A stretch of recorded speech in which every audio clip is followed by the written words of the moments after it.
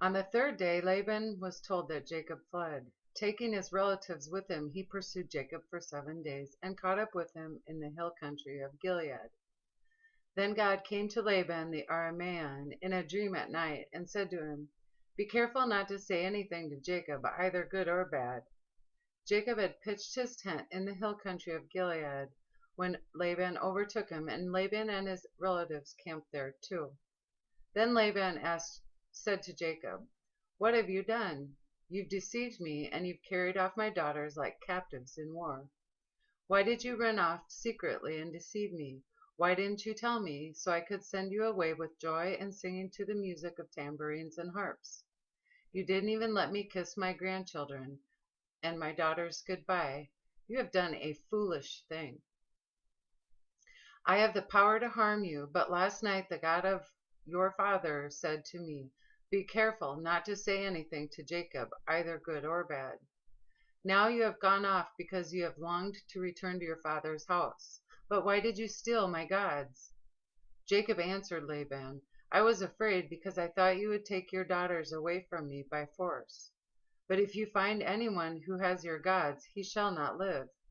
In the presence of our relatives, see for yourself whether there is anything of yours here with me, and if so, take it." Now Jacob did not know that Rachel had stolen the gods. So Laban went into Jacob's tent, and into Leah's tent, and into the tent of the two maidservants, but he found nothing. After he came out of Leah's tent, he entered Rachel's tent. Now Rachel had taken the household gods and put them inside her camel's saddle and was sitting on them.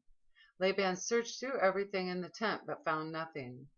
Rachel said to her father, "Don't be angry, my lord, that I cannot stand up in your presence. I am having my period." So he searched, but he could not find the household gods. Jacob was angry and took Laban to task. "What's my crime?" he asked Laban. "What sin have I committed that you hunt me down? Now that you have searched through all my goods, what have you found that belongs to your household? Put it here in front of your relatives and mine, and let them judge between the two of us. I have been with you for 20 years now. Your sheep and goats have not miscarried, nor have I eaten rams from your flocks.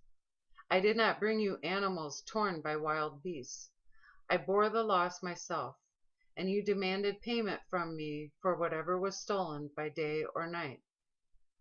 This was my situation. The heat consumed me in the daytime, and the cold at night, and sleep fled from my eyes. It was like this for the 20 years I was in your household. I worked for you 14 years for your 2 daughters and 6 years for your flocks, and you changed my wages 10 times. If the God of my father, the God of Abraham, and the fear of Isaac had not been with me, you would surely have sent me away empty-handed. But God has seen my hardship and the toil of my hands, and last night he rebuked you." Laban answered Jacob, "The women are my daughters, the children are my children too, and the flocks are my flocks. All you see is mine. Yet what can I do today about these daughters of mine, or about the children they have borne? Come now, let's make a covenant, you and I, and let it serve as a witness between us." So Jacob took a stone and set it up as a pillar. He said to his relatives, "Gather some stones." So they took stones and piled them in a heap, and they ate there by the heap. Laban called it Jegar Sarutha, and Jacob called it Galeed. Laban said, "This heap is a witness between you and me today." That is why it is called Galeed. It was also called Mitzvah, because he said, "May the Lord keep watch between you and me when we are away from each other. If you mistreat my daughters, or if you take any wives besides my daughters, even though no one is with us, remember that God is a witness between you and me." Laban also said to Jacob, "Here is this heap, and here is this pillar I have set up between you and me.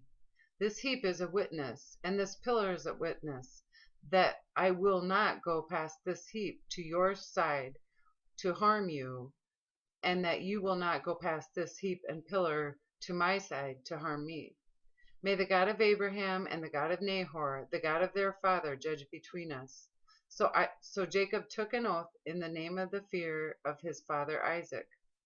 He offered a sacrifice there in the hill country and invited his relatives to a meal. After they had eaten, they spent the night there. Early the next morning, Laban kissed his grandchildren and his daughters and blessed them. Then he left and returned home.